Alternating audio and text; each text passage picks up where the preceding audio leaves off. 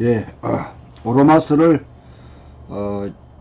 가이사의 복음과 또 예수의 복음에 비추어서 읽어보는 하나의 실험을 해보겠습니다.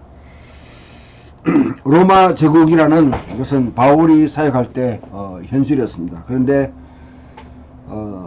최근까지도 로마 제국을 염두에 두고 로마서를 읽는 그런 것들은 거의 시도되지 않았습니다. 그렇지만 이제 9.11 테러 이후에 이 제국에 대한 관심이 부각되면서 그동안 보이지 않던 그런 또 흔적들이 로마서에서 드러나는데, 로마 제국과 관련해서 바울이 전한 복음이 어떤 의미를 가지는가 한번 조명해 보도록 하겠습니다.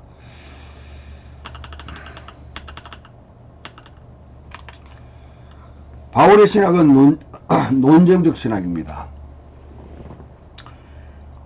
바울의 신학은 예수와 성령에 비추어 볼 때 유일신론, 그리고 선택, 종말론이라는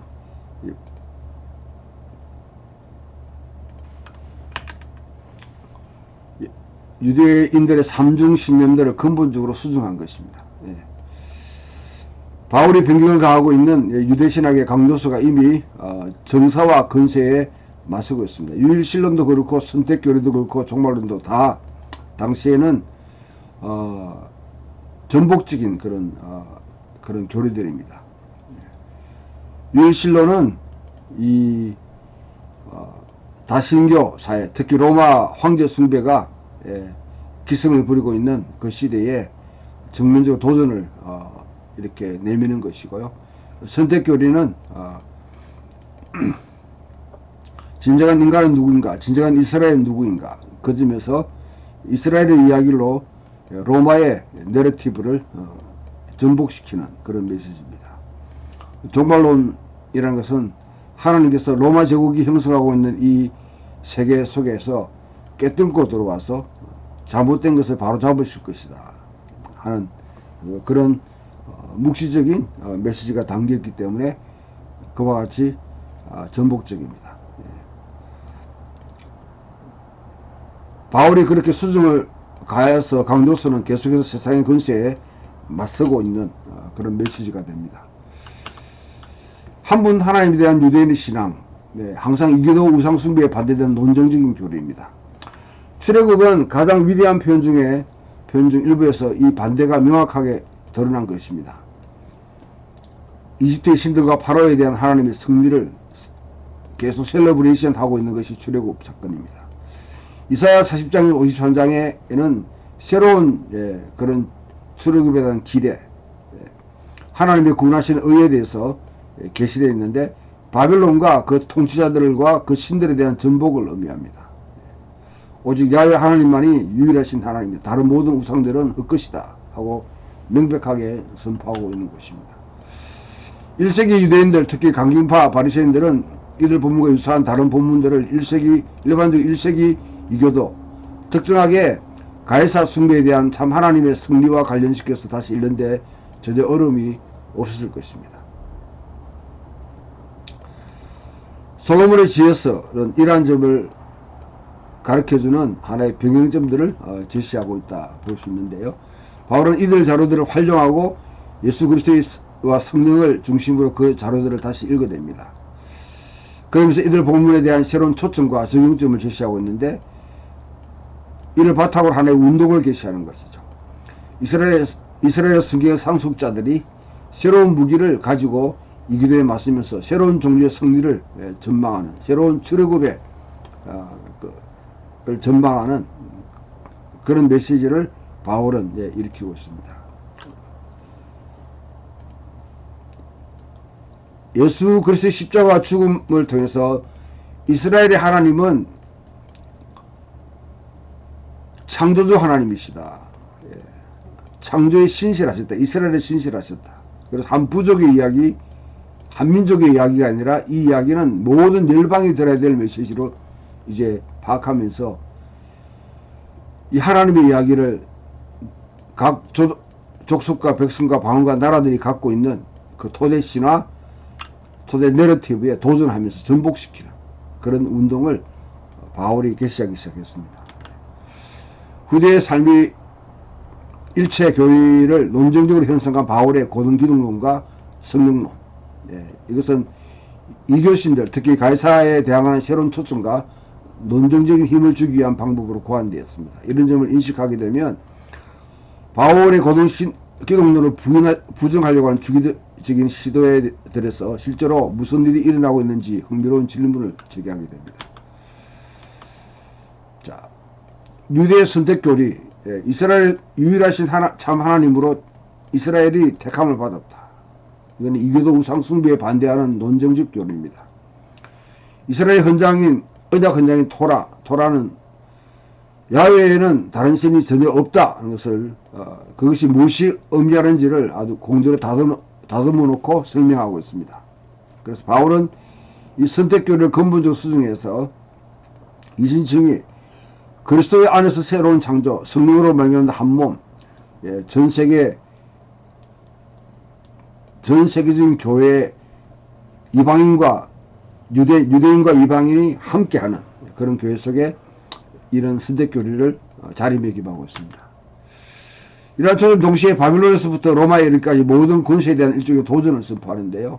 이들 권세들은 더 넓은 세상의 통합, 병합, 정의를 제공하는 새로운 제국을 건설하려고 시도하고 있습니다. 바울에게 토라가 의도하는 바는 그리스도 안에서 그리고 그의 영에서 성취되었습니다. 그래서 새롭게 된 방식으로 하나님의 백성으로 정의된 사람들은, 그리스도인들은 황제를 포함해서 거짓 신들에게 충성을 바치는 사람들에 대항하는 이들로 정의될 수 있습니다.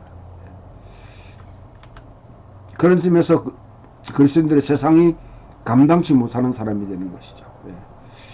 바울이 이런 수준을 가한 것에 반사작용들이 일어났습니다. 믿지 않는 유대교, 우파, 유대 기독교와 더불어 끊임없는 논쟁, 격렬한 논쟁을 벌였습니다. 이러한 반응은 세계를 향해서 나아간 그의 선교를 위한 하나의 반사작용으로 봐야 됩니다. 그래서 바울의 선교 그 자체로는 그의 신학적 이해와 노력의 중심이라기보다는 세상에 대한 그의 사명을 반영한 것으로 봐야 됩니다. 하나님 이방의 빛으로서 그 사명을 풀어낼 때 그 선교는 자연적으로 따라오는 기결입니다. 세 번째, 하나님의 미래. 이것도 전복적인 대항하는 내러티브죠. 다가오는 시대에 하나님의 정의가 행동으로 드러날 것이다. 이스라엘이 옳다 인정받고 이기도의 사악함을 물리치게 되고 온 세상을 하나님이 바로 잡을 것이다 하는 믿음, 이 신념도 언제나 마찬가지로 이교에 반대해서 벌이는 논쟁적인 교리입니다. 다니엘서를 염두에 두면 바울에게는 결정적 계시는 이미 예수 그리스도와 그의 죽음과 부활에서 일어났다. 예수를 통해서 다가올 시대가 이미 계시되었다. 새로운 시대가 시작됐다. 새로운 창조가 시작됐다. 그렇게 선포하고 있습니다. 성령은 이제 부활을 통해서 세상에서, 그리고 복음의 진파를 통해서 인간 존재 아래서 시작되어 왔던 일들을 완성시키기 지금 일을 하고 계신다 하는 것입니다. 주의 날은 두 종류의 날로 나뉘어졌습니다. 첫 번째, 부활절이 일어났던 일, 새 창조의 첫 열매로 부활절이 일어났던 일은 예수께서 다시 이거는 두 번째로 예수께서 다시 나타나 우주가 마침내 해방되는 아직 오지 않는 날, 이미 일어난 날과 아직 오지 않는 날, 우리는 이것을 D-Day와 V-Day, 이미와 아직 아님이라는 그런 측면에서 이해해 왔습니다. 바울은 이렇게 급진적으로 유대 교리를 개정해서 바울과 그의 청중들이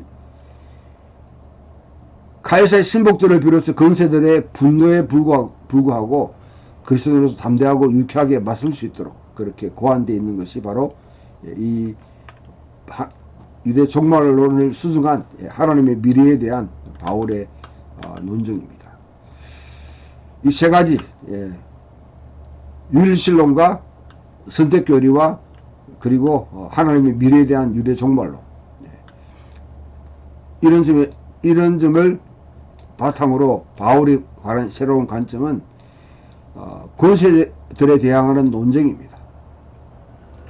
특히 신성모독적인 황제 숭배에 대항하는 논쟁입니다. 예. 바울이 상속받았고 그가 복음을 중심으로 재구성한 유대 전통 때문에 정확하게 예상되었던 바입니다. 그래서 우리는 로마서 읽기에 이 신선한 가짐이 어떻게 작동될 수 있는가, 그것을 이제 살펴보려고 합니다. 새 창조, 새 언약이 바로 로마서의 핵심입니다. 로마서의 주요 특징은 시작과 끝을 이렇게 신선하게 읽을 때에 아주 깜짝 놀랄 만한 그런 모습들이 드러나게 되는데요. 전체에 대한 정보를 제시하는 아주 중요한 하나의 단락들입니다. 이날 로마서에 관한 다른 모든 어떠한 방식의 초점을 흐리지 않고 전체에 집중할 수 있도록 그렇게 만들어 주고 있는데요. 로마서의 시작과 끝이 어떻게 형성되어 있는가를 볼 필요가 있습니다. 로마서의 중심은 8장과 11장 이중절정입니다. 5장과 8장의 일종의 형식적인 중심을 이루게 되는데요. 자, 1장에서 4장까지 형성되어 있는 하나님의 의, 하나님의 신실하심이 일반적으로 어떻게 실현되는가, 어떻게 그것이 가능한가를 보여주고 있는 것이 5장에서 8장입니다. 하복에부터 세례, 그리고 유대 율법의 새로운 출애굽에 대한 그런 은유적인 표현들, 그리고 마지막으로 8장의 새 창조의 절정에 이르는 이런 내용들은 하나님의 신실하심이 어떻게 우리를 구원하는가, 새로운 창조를 이루는가, 그 목적을 향해서 나간다면 이 새 창조에 이스라엘도 결코 배제되지 않는다는 것이죠. 이스라엘의 본래 에게 예언됐던, 오래전부터 묵어왔던 그 예언들이 성취되고 있는 가운데 있다. 9장에서 11장이 논증하고 이것을 바탕으로 12장에서 16장까지 실천적인 교리들을 이끌고 간다고 우리가 파악할 수 있습니다. 그래서 9장, 11장, 12장, 15장 로마 교회가 직면한 주요 문제들에 대해서 활력을 불어넣고 있습니다.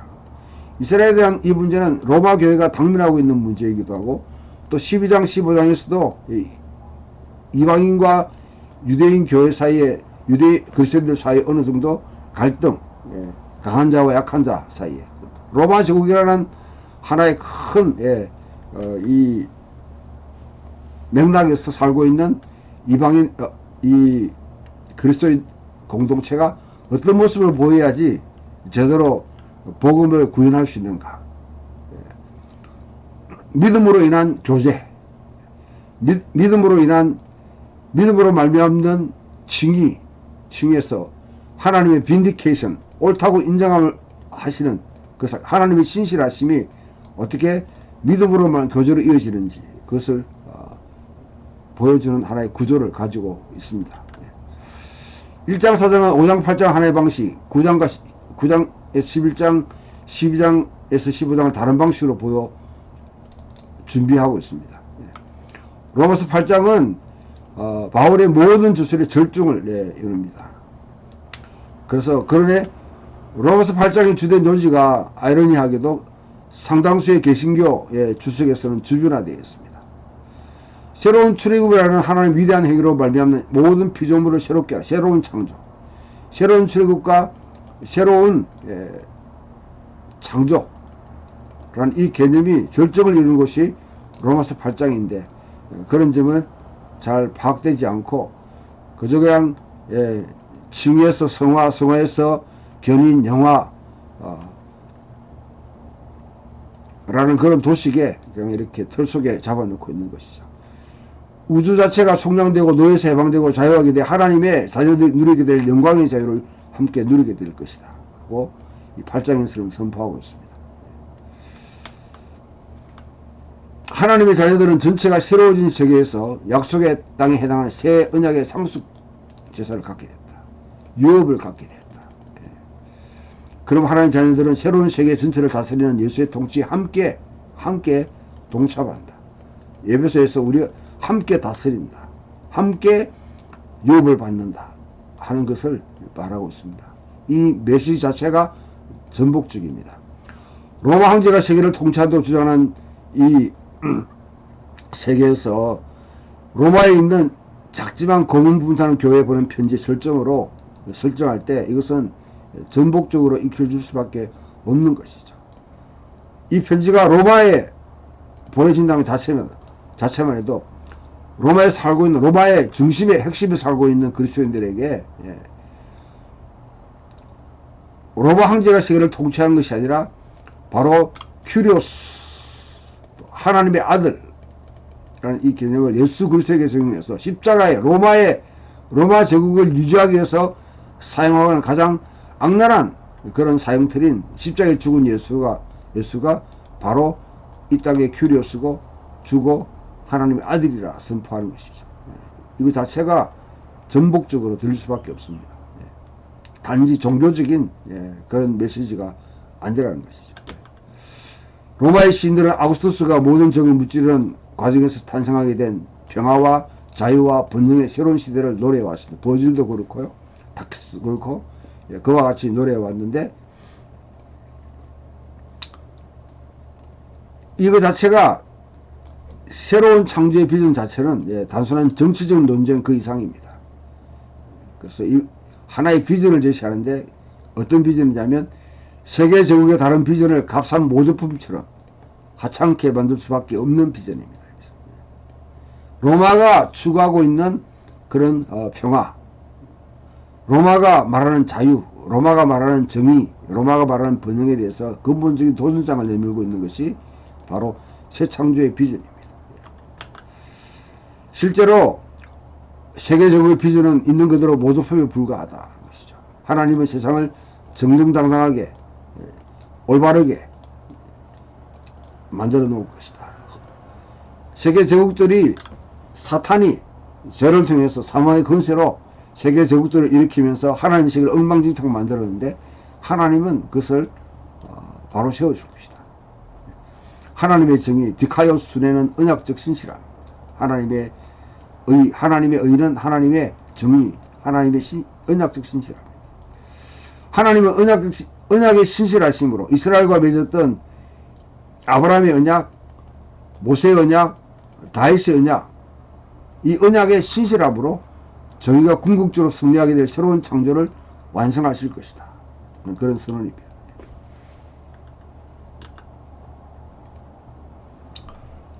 로마라는 이것을 거꾸로 읽으면 아모르가 되는 거죠. 아모르. 아모르는 라틴어로 사람을 의미합니다.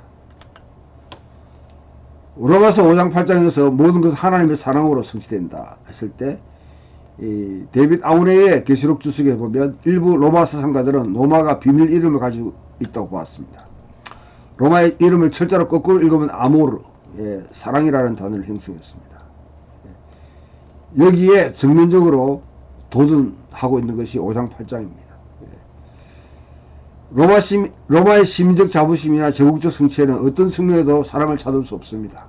정복하고 짓밟고 복족시켜서 그들로부터 자원을 축출해내고 노예를 만들고 그래서 로마를 운영하는 제국의 전형적인 패턴이죠. 스코틀랜드의 한 장수는 이렇게 말합니다. 로마는 도시에 와서 도시를 황폐화시켜놓고 그것을 평화라고 한다. 로마는 다리를 한 개 놔주고 모든 것을 다 적출해 나간다. 바로 그런 것이 로마가 그런 걸 바탕으로 로마의 시민적 자부심이나 제국적 성취가 프로파간다로 자랑되고 있는 그런 세계에서 5장 8장은 그리스도 안에서 하나님이 자기를 내어주는 진정한 사랑으로 하나님의 새로운 창조를, 하나님의 통치를 이룬다. 그렇게 선포하고 있는 것이죠. 예수안에 계시되 하나님의 사랑을 통해서 근세들에게 하나님의 승리를 거두셨다고 선포하고 있습니다. 이 주제는 로마서 8장의 마지막 단락의 본체를 형성하는데요. 아주 목회적으로 강력한 메시지를 던져줍니다. 십자가 체형은 죽음의 근세가 세상을 다스리는 방식이라고 선포되던 세상에서 죽음의 근세가 세상을 다스리는 방식이 바로 십자가 체형이다. 이 메시지를 선포하는 세상. 로마에 지향하게 되면 십자가 체형으로 본보기를 보여주는 그 세상에서 이 주제는 정치적으로 엄청나게 중요한 의미를 가지게 됩니다. 로마서 8장 31절은 39절은 자신을 모토로 삼는 사람은 누구나 또 가해사에 맞설 수 있을 것입니다. 가해사는 폭군들이 일반적으로 하는 일만 할 수 있을 뿐 참 하나님은 이미 더 강력한 무기를 보여주셨다. 그 무기는 더 강력하고 핵무기를 만드는 것이 아니라 십자가에서 보여줬던 그 사랑 안에서 그리고 부활 안에서 보여주신 능력으로 여전히 작동하고 있습니다. 그래서 로마서 8장 31절 39절 자신의 모토로 삼는 사람 누구든지 이런 점을 알 수 있는 것이죠. 가해사에 맞설 수 있는 가해사를 능가하는 강력한 무기를 가지고 그 사랑이라는 무기로 그와 같이 이 세상을 사망의 권세를 정복하고 다스리는 하나님의 능력, 그것을 보여줍니다. 자, 로마서 1장 18절 4장 25절까지 첫 번째 단락이죠. 예수의 죽음을 통해 그리고 그의 죽음 안에서 하나님의 언약의 신실함, 구원하신 정의가 계시됐다 하는 고전적인 진술입니다. 이 진술은 반역 가운데 있는 세상과 하나님의 언약 백성의 실패를 배경에 두고 이해 가능합니다. 세상이 그와 같이 타락했고 하나님의 언약 백성도 실패했다. 이 진술이 저절로 명시적으로 전복적이게 드러나지 않습니다. 하지만은 창조주 하나님이 자신의 목적을 달성하신 방식을 말해주는데 하나님은 가해사의 야망을 명백하게 가로챘다 하는 그 진술을 하고 있는 것이죠. 이 점을 전반적인 의미를 읽어내지 못하면 그 진술은 그 자체로 명시적으로 전복적인 것처럼 보이지 않습니다. 4장 13절에서 바울은 8장 18절 20절의 결론을 갖다 이미 예상하게 만드는 아브라함이나 그 후손에게 세상의 상속자 되라고 하신 언약은 율법으로 말미암은 것이 아니요 오직 믿음의 의로 말미암은 것이니라. 세상을 상속받는 아브라함의 가족에 대해서 말합니다. 이 진술은 1장 1절 20절보다 충분하게 구체적으로 설명되고 되고 있고 로마 8장을 향한 하나의 움직임의 핵심을 이루고 있습니다. 아브라함을 선택하셔서 아브라함을 통해서 열방의 주께로 돌아오는 궁극적으로 하나님의 비전의 새로운 창조에 이방인과 유대인이 함께 동등한 지위 가운데 진정한 이스라엘을 이룰 것을 여기서 포함되어 있는 것이죠. 너로 인해서 모든 민족이 복을 받게 하겠다.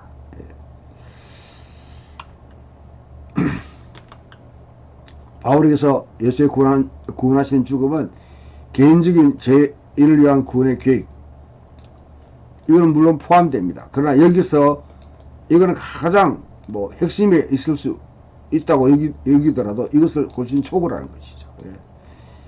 이렇게만 제한하는 것은 하나님을 너무 과소평가하거나 아니면 축소시켜버리는 그런 오류를 범하게 됩니다. 하나님이 세상의 모든 권세를 전복시키심을 밝히 드러내는 것이 바로 예수님의 구원하는 죽음입니다. 십자가에서 예수님은 그와 같이 세상의 권세를 전복시키는 것이죠. 그렇게 말하는 이유는 무엇인가? 이미 3장과 4장에서 주요 강조점을 두고 있는데 예수님 안에서 행하신 하나님의 행동에 대한 동일한 믿음, 동일한 충성에 기반한 언약 가족에 유대인과 이방인이 연합한다는 것이죠. 이 점에 초점을 두고 있는 이유입니다. 독특하게 되면 로마서 9장 10장 가이사르와 로마에 대해서 질문이 언뜻 보니 전혀 관련이 없어 보이지만 그러나 매우 구체적인 문제를 다루고 있습니다. 암호화된 의미에 너무 열중해가지고 본문의 핵심을 놓쳐버릴 수 있는데 핵심은 하나님이 실제로 그리스도 안에서 그리고 이방 선교를 통해 성경에 약속하신 바를 행하셨다 하는 긴 주장을 펼칩니다. 유대인의 선택신학의 한 버전을 갖다가 바울은 제시하고 있는데요. 이 신학은 이스라엘은 한 창조주 하나님의 참된 백성이라는 것, 그것을 보여주기 위해서 고안되었습니다. 이스라엘은 하나님이 포기하지 않았다는 것이죠. 창조와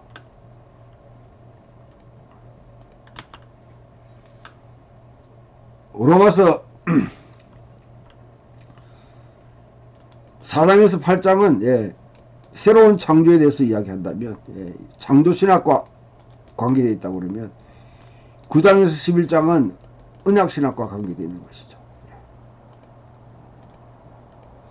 아브라함의 두 아들과 이삭의 두 아들에 대한 이야기를 갖다 펼치는데 이 아브라함의 두 아들 이삭과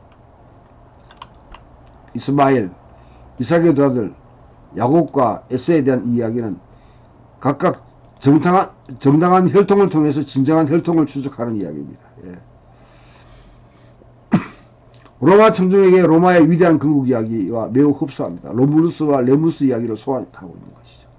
그래서 바울은 로마 이야기는 불과 한 300년 되지 않는 천박한 역사를 가지고 있지만 바울이 말하는 이야기는 훨씬 더 오래된 이야기를 읊고 있습니다.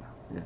그것은 비교할 수 없을 정도로 역사의 뿌리를 내리고 있는 그 이야기로 로마의 그와 같은 이데올로기에 맞서고 있는 것이죠. 요세푸스처럼 로마 얘기들은 훨씬 더 오래된 고대 유대 기원 이야기로 말미암아 그 관심이 이제 뺏기게 됐다.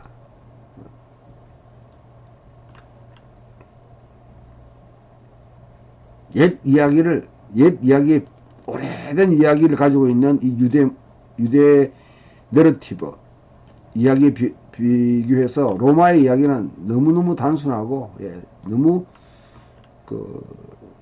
그야말로 신화적으로 구성되어 있는 것이죠.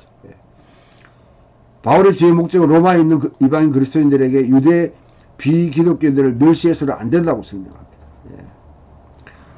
그렇지만 바로 그 주장의 일부는 그들이 유대인이 아니라 로마이라는 잠재적인 자부심에서 멀어지게 하는 것입니다. 그래서 유대 이야기를 말하고 있습니다. 그리고 급진적으로 기독교 수준을 가해서 로마의 위대한 이야기 자체가 전복되었다. 그렇게 말하는 것이죠. 아브라함의 두 아들과 이삭의 두 아들에 대한 이야기. 자, 로마서 13장이 아주 오랫동안 논쟁의 또 중심에 있는 것인데요. 로마 황제, 바울이 로마를 어떻게 보았는가? 오늘날 그리스도인들에게는 그리스도인이 정부를 어떻게 봐야 되는가? 억압적이고 전제적인 그런 정부를 어떻게 봐야 되는가? 하는데 하나의 중요한 교훈을 제시해주고 있습니다. 로마서 13장 17절은 오랫동안 바울이 가이사의 지시에 고개를 끄덕이는 한 지점으로 여기왔습니다. 고개를 끄덕인다는 것은 매우 존경한다는 뜻이죠. 존중해야 된다. 분명히 근본적으로 그렇게 보는 것은 오해의 여지가 있습니다. 6가지 사항을 우리가 지적해 할 수 있는데요. 첫 번째, 바울이 시민적 순종의 필요성 자체를 강조할 필요가 있었습니다. 무엇을 암시합니까? 바울의 가르침을 일부 사람이 곡해서 들을 수 있다는 것을 의미합니다.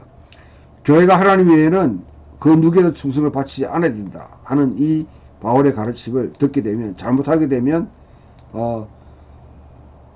그런 행동을 자제하라는 조언을 없다면 교회가 마치 유대 내분제처럼 열심당 운동을 하게 만드는 것처럼, 그래서 교회가 인간 통치자들에 대항해서 폭력적으로 반역하고 세금을 납부하지 말아야 할 의무가 있는 것처럼 그렇게 암시하게 됩니다.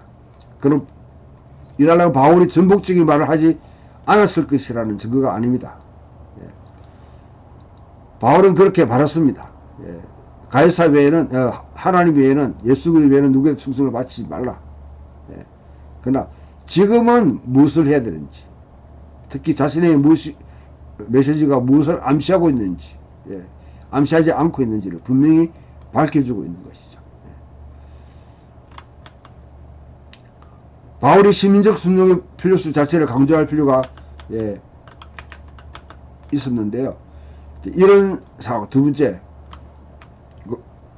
기독교 복음, 바울의 복음 자체가 그와 같이 열심당 운동을 동조하고 그런 유의 철학을 부추기는 것처럼 그렇게 오해돼서는 안 된다. 특히 이 클라우디우스 황제 당시에 있었던 크레스투스라는 이 인물, 그리스도 때문에 일어났던 분쟁, 이래서 로마에서 모든 유대인이 축출당하는 그런 사건. 또 무정부 상태를 만들어서 그와 같이 더 열악한 상황으로 빠뜨리는 그런 것에 대해서 바울이 경험하지 않았지만 AD 70년에 열심당원들이 로마에 대해서 항전하면서 그와 같이 저항했을 때 그 저항 정신은 좋았지만은 사실은 유대는 멸망을 당했습니다. 그것을 미리 엿보고 있는 것이죠. 그런 방식으로 그리스도인은 이 땅에 하나님 나라를 세워서는 안 된다는 것입니다. 두 번째, 통치자가 하나님께 자기 행동에 대해 책임지고 해명을 해야 한다는 것입니다. 그 자체가 이교 통치자의 숭배에 반대하는 유대의 주장을 담고 있습니다. 가이사는 정상적으로 자신을 제외한 누구에도 충성을 명시하지 않습니다. 표면적으로는 전통적 로마 신들에게 충성을 바쳤겠죠. 바울은 자신의 배후에 거대한 유대 전통을 배경에 두고 가이사라가 알고 있든 모르든 관계없이 실제로 참 하나님, 그에게 권세를 맡기신 하나님에 대한 책임을 져야 된다. 자기 행동에 대해서. 이거는 이교 전체주의를 강화하는 것이 아니라 약화시키고 상대화시키는 것이죠. 실제 개인적인 복수를 금지시킵니다. 통치자의 자격으로 통치자의 권세와 의무가 강조됩니다. 이 시점에 바울이 말한 것은 행정관이 왜 중요한 사안이 되는가? 행정관이 없으면 모든 사람이 자신의 소견에 따라서 법을 지킬 것이고, 네 번째, 그렇게 되면 참 하나님의 승리는 혁명이라는 통상적인 수단을 얻을 수 없다는 것이죠. 로마는 충분히 혁명에 대처할 수 있었습니다. 로마에 저항하고 있는 수많은 운동들이 많이 일어났습니다만은 곳곳에 부숙부숙 튀어나지만 성공적인 게 하나도 없었습니다. 그리고 일시적으로 한꺼번에 일어난 적은 없습니다. 로마가 위협을 당하지 않았습니다. 로마는 거기에 대해 효과적으로 대처할 수 있는데 그것이 바로 십자가 처형이라는 최후의 방식으로 다 잠재웠습니다. 십자가에 못 박히고 부활하신 예수를 닮아서 충성을 다했기 때문에 로마는 기독교 공동체에 대처할 수 없었습니다. 이거는 전혀 다른 방식이죠. 그들이 쓰는 무기를 통해서 마치 트로이 목마처럼 그와 같이 전복시켜버려요. 십자가라는 가장 그럴듯하지 않는 방식으로, 하찮은 방식으로 그와 같이 로마를 전복시키는 것이죠. 하나님은 교회가 무정부 상태를 초래하고 정상적인 시민 책임을 거부하는 수단이 된 것을 의도하지 않으셨습니다. 무정부 상태, 단지 공식적으로 강력한 권력자의 폭적을 비공식적인 권력자, 약자를 괴롭히는 자들과 부자들의 폭적으로 대체할 수 하는 것밖에 안 됩니다. 이교 건설을 진정으로 전복시킨 것은 다른 수단을 통해서 이루어집니다. 무엇입니까? 십자가입니다. 다섯 번째, 로마서 9장 11장에서 바울이 기독교 유대인들에 대한 기독교적 태도에 관심을 기울이고 있습니다. 12장 15장에서는 교회 자체 내의 사고관계에 관심을 기울이고 있습니다. 앞에서 말했던 클라우디우스 황제 당시에 크리스투스로 일어난 그런 폭동과 사건들을 바울은 분명히 알고 있었습니다. 브리스길라와 아굴라가 그에 대한 하나의 피해자로 로마에 축출당했습니다. 바울은 그런 종류의 행동은 피해야 된다. 그렇게 말하고 있는 것이죠. 교회는 실제로 다른 왕의 충성을 바쳤습니다. 전혀 다른, 로마와 다른 왕. 데살로니가에서 가이사 외에 또 다른 왕에게 왕이 있다고 합니다. 그러나 이러한 충성을 감시하는 권력자들에게 공동체의 다른 부분에서의 갈등을 일으켜서 시민사회의 소란을 일으키는 것으로 보아서는 안 됩니다. 그러면 크리스투스 소동과 같은 그런 아주 불미한 그런 결과를 일으키게 되는 것이죠. 하나님은 혼돈의 하나님이 아니라 질서의 하나님이시다. 독재자에 대한 기독교인의 반응은 무정부 상태가 아니라 예수를 주로 예배하는 공동체를 창조해서 거기서 그 가치 체제를 전복시키는 것이죠. 누룩처럼. 여섯 번째, 바울은 로마 그리스도인들이 현재 미래 사이의 긴장 속에서 합당하게 살기를 원합니다.